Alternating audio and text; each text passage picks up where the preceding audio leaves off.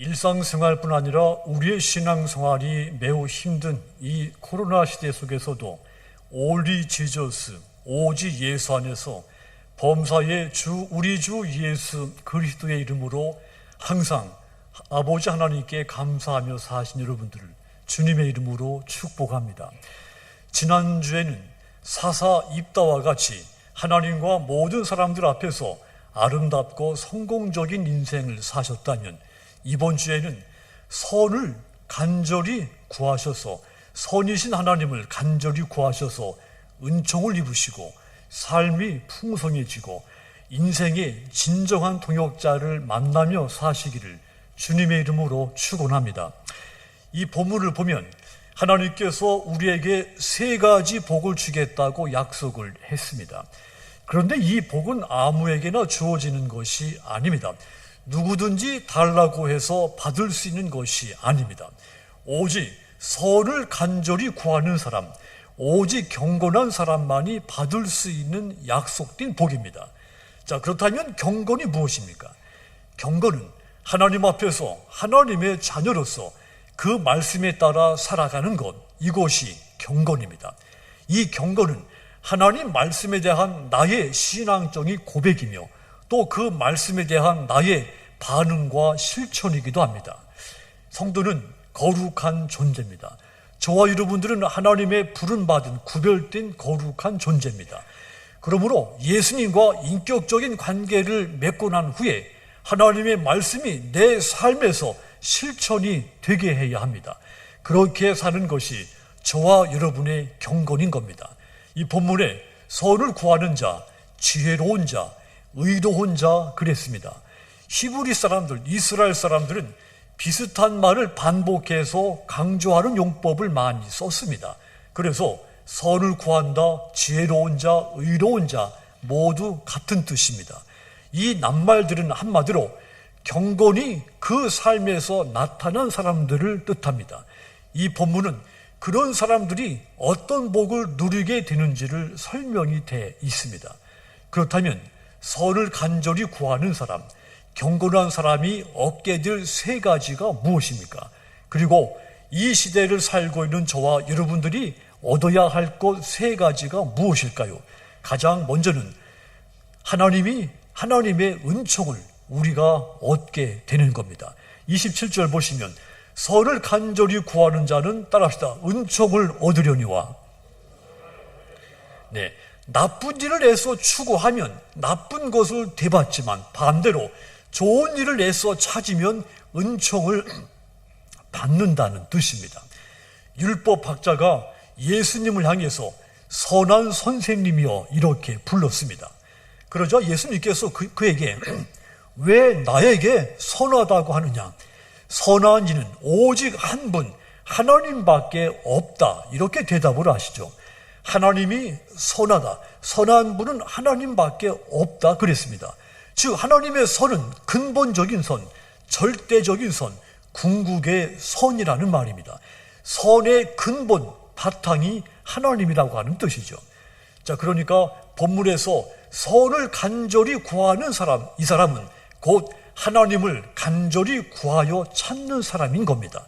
마치 목마른 사슴이 시냇물을 갈급하게 찾는 것 같이 하나님을 갈급하게 찾는 사람이 선을 구하는 사람인 것입니다.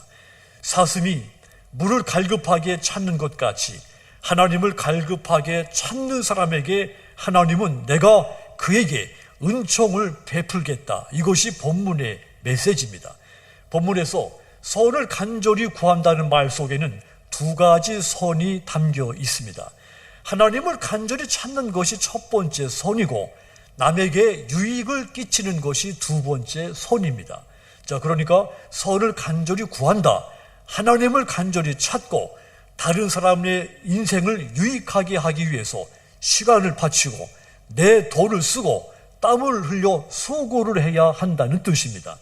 하나님의 법을 어기는 것이 아니라면 무엇이든지 말이 됐든지 물질이 됐든지 우리의 봉사나 수고가 됐든지 하나님을 찾고 다른 사람을 유익하게 하는 일에 헌신해야 한다, 이 말입니다.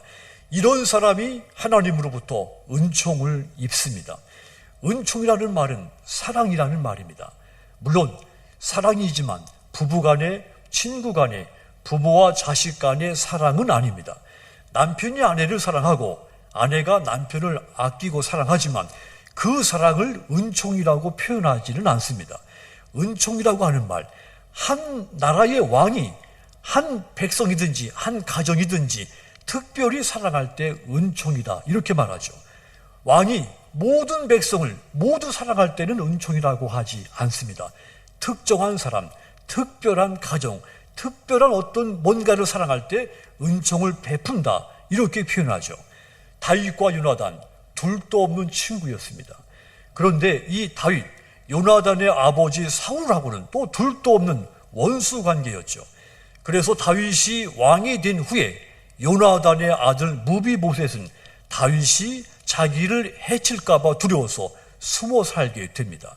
하지만 이 다윗이 왕이 되고 난 다음에 그 아버지 요나단을 인하여 그 아들 무비보셋에게 은총을 베풀고자 하노라.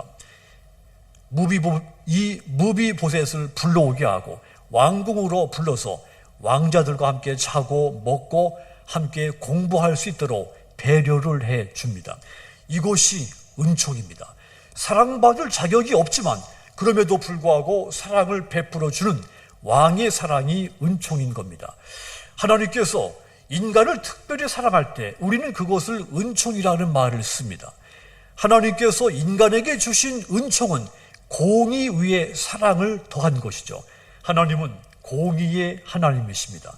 그래서 죄에 대하여 반드시 심판하시는 분입니다. 공의의 하나님이시기 때문에. 그런데 하나님의 은총은 죄로 인해 죽을 저와 여러분들을 위해서 독생자 예수님을 우리에게 보내주셨습니다. 하여 우리를 용서하시고 구원하셨습니다. 사랑받을 자격이 없는 우리에게 아주 특별한 사랑을 베푸신 겁니다. 이것이 하나님의 은총인 겁니다. 그래서 하나님의 은총은 하나님이 우리에게 주신 복 가운데 최고의 복인 겁니다. 우리가 하나님으로부터 받은 복이 아주 많습니다. 건강도 복입니다. 재산도 복이고 또 가정도 주신 복이죠. 또 내가 타인으로부터 존중받는 이 명성도 명예도 하나님이 내게 주신 복입니다. 그런데 하나님의 구원의 은총은 이 모든 복보다 더 소중한 복인 겁니다. 하나님은 우리를 너무도 사랑하셔서 우리에게 모든 것을 아낌없이 주고 싶어 하십니다. 그래서 하나님의 사랑이 저와 여러분에게 최고의 은총인 겁니다. 누구든지 이 하나님의 은총을 입기만 하면 부족하고 망가진 인생이라도 회복이 됩니다. 우리도 망가졌던 내 인생, 더러워졌던 내 인생이었지만 하나님의 은총의 손에 내가 붙잡히는 순간 내가 깨끗함을 입게 됐고 지금같이 새롭게 변화가 된 것입니다.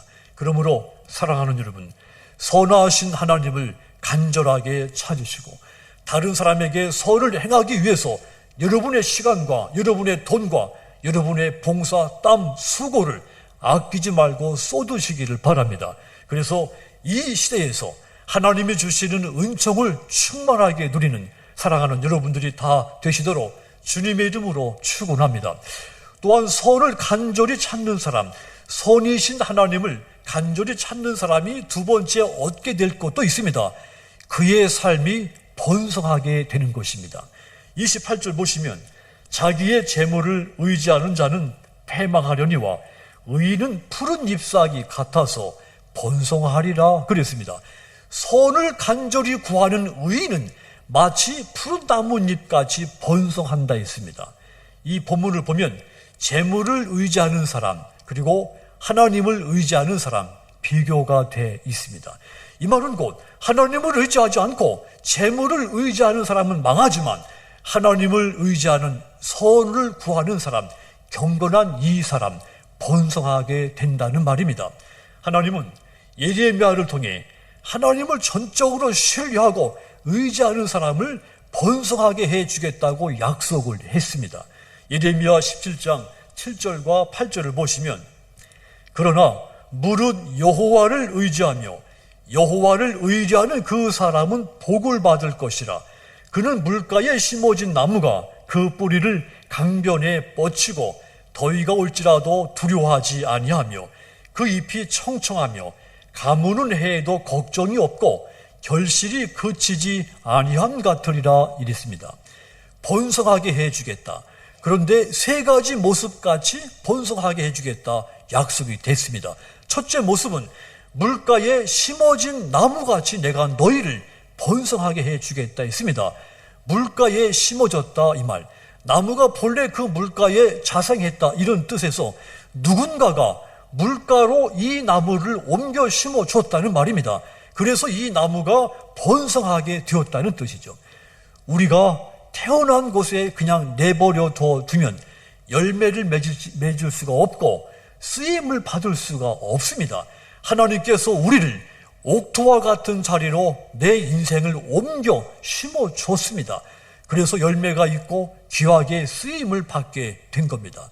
그러니까 저와 여러분들은 하나님에 의해서 옥토에 심어진 나무들인 겁니다. 그래서 우리 삶이 번성하게 된 겁니다. 하나님께서 하나님을 믿고 의지하는 우리에게 좋은 자리, 풍성한 열매를 열 수 있는 그런 자리로 우리 인생을 옮겨 심어주신 겁니다. 번성하게 하되 두 번째 모습으로는 잎이 청청한 것까지 번성하게 해주겠다 약속되어 있죠. 잎이 언제나 푸르고 무성한 것까지 번성하게 해주겠다. 이 말은 내가 너희들의 몸과 마음을 언제든지 싱싱하게 아주 건강하게 지켜주겠다고 하는 약속이기도 합니다. 세 번째 모습은 이겁니다. 결실이 그치지 아니함 같이 내가 너를 번성하게 해주겠다.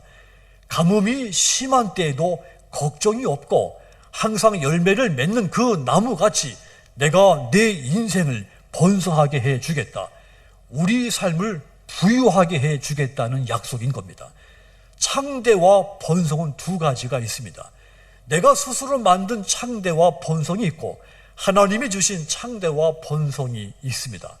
여기서 우리가 주목해야 하는 것, 하나님이 나를 지켜주지 않으면 내가 지금 누리고 있는 이 창대와 번성 유지되거나 보존될 수가 없는 겁니다.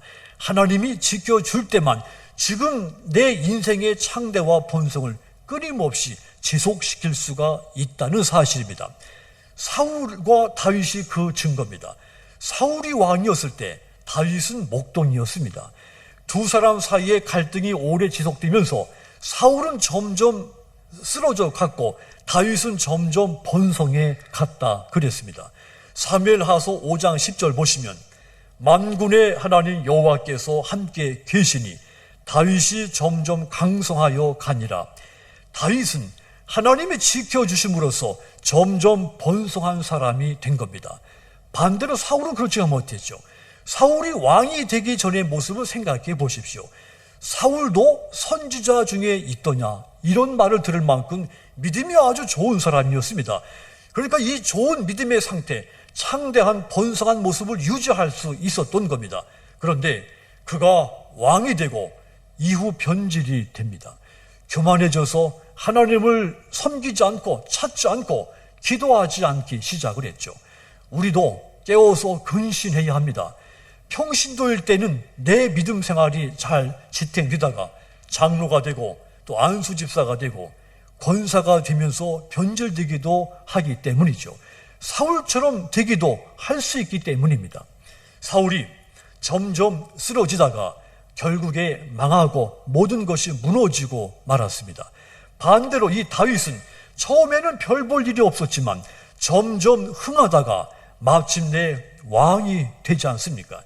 다윗이 왕이 되기 전이나 왕이 된 후에 변함이 없었습니다. 오직 하나님을 믿고 의지하고 찾고 기도하며 살았습니다. 다윗을 본받은 그의 후손들도 다윗의 길로 행하더라 이렇게 평가받을 만큼 다윗이 그 당대 사람들이나 후손들에게 신앙적인 모범이 됐다는 뜻이죠.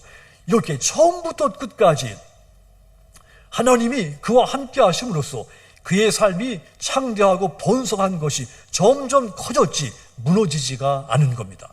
이런 다윗이 경건한 사람이며 신령한 사람인 것이죠. 선을 구하는 사람인 겁니다. 이런 다윗을 하나님께서 번성하게 하신 겁니다.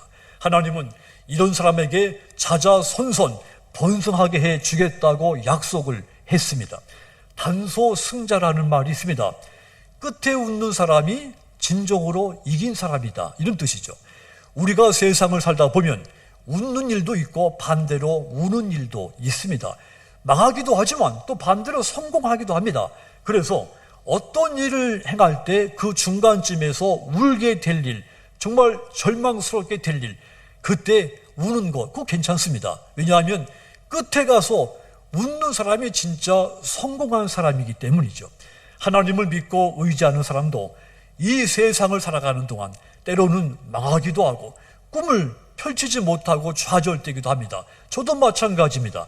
하지만 여러분, 하나님이 내 편이 되시면 마지막에 웃는 사람이 되는 것입니다. 끝에 가서 웃는 사람, 그가 마침내 번성하는 사람, 그 복이 곧 번성의 복인 겁니다. 그러므로 번성해서 끝에 가서 진정으로 웃는 여러분들이 다 되시도록 주님의 이름으로 축복합니다. 조지 물러라고 하는 사람, 프러시아 사람, 지금의 독일이죠. 그가 어렸을 때는 아버지의 주머니를 몰래 뒤져서 돈을 훔쳐갈 정도로 어렸을 때는 문제아였습니다. 그런 그가 1825년도 우리나라 조선 말기죠.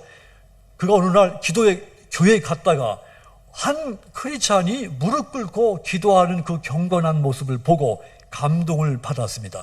그가 무슨 말을 한 것도 아니고 기도하는 모습만 보았을 뿐인데 그 모습에 감동을 받고 회심을 하죠. 그리고 할레 대학을 졸업하고 선교사가 됩니다. 영국으로 건너가서 선교사가 돼서 고아원을 세우게 되죠. 2,000명이 넘는 고아를 기도로 양육하기 시작을 했습명 1898년도에 그가 이제 93살에 천국하는데 일평생 10,000명의 어린 이 고아들에게 하나님의 사랑을 베풀어 줬습니다. 지금도 고아의 아버지로 그 명성을 떨치고 있습니다. 조지 물러가 하나님을 향해서 무릎을 꿇고 이렇게 늘 기도했죠. 하나님께서 날 보내시니 버려진 고아들을 먹이고 입히고 공부를 시키려면 돈이 있어야 합니다. 돈을 주십시오. 그가 이렇게 기도할 때마다 응답받은 것이 5만 번이라고 했습니다. 5만 번의 기도를 하는 것도 힘든 일이죠. 5만 번의 응답을 받았다면 이것은 기적인 겁니다. 조지 밀런 수많은 고아를 먹이고 입히고 공부시켜 사회에 건강한 아이들로 키워서 사회로 내보내는 듯 그의 인생은 번성하는 인생을 산 겁니다. 나 한 사람 인생이 성공하기도 힘든 일인데 이 수많은 아이들, 이 절망에 빠진 이 아이들의 인생을 변화시켜 성공시켰다면 그가 받은 번성의 축복은 어떤 것과도 비교할 수 없을 만큼 참으로 크고 놀라운 것입니다. 사랑하는 여러분, 하나님은 경건한 의인을 반드시 번성케 하시는 분입니다. 번성하게 하시되 개인의 인생뿐 아니라 그를 통해 그의 가정, 그의 지역, 그의 섬기는 교회까지 번성시키는 분입니다. 그러므로 선이신 하나님을 믿고 의지하시는 여러분들을 통해서 여러분의 가정과 여러분이 살고 있는 이웃과 그 지역이 또 여러분이 섬기는 우리 성동교회가 크게 번성되는 놀라운 역사가 있기를 주님의 이름으로 축원합니다. 또 선을 간절히 구하는 사람, 선이신 하나님을 간절히 찾는 사람이 세 번째 얻게 되는 것이 있습니다. 인생의 참된 동역자들을 만나게 되는 겁니다. 30절 보시면 의인의 열매는 생명나무라 지혜로운 자는 사람을 얻느니라 그랬습니다. 지혜로운 자, 앞에서 말씀드렸듯이 의인 또 선을 간절히 구하는 자, 지혜로운 자 다 같은 뜻이라 했습니다. 선이신 하나님을 간절히 찾는 사람이죠. 지혜로운 사람은 마침내 사람을 얻는다 그랬는데 사람을 얻는다는 원어를 보면 영혼들을 얻는다 그래 되어 있습니다. 영혼을 얻는다, 이 말은 인생의 진정한 친구와 동역자를 얻는다는 뜻입니다.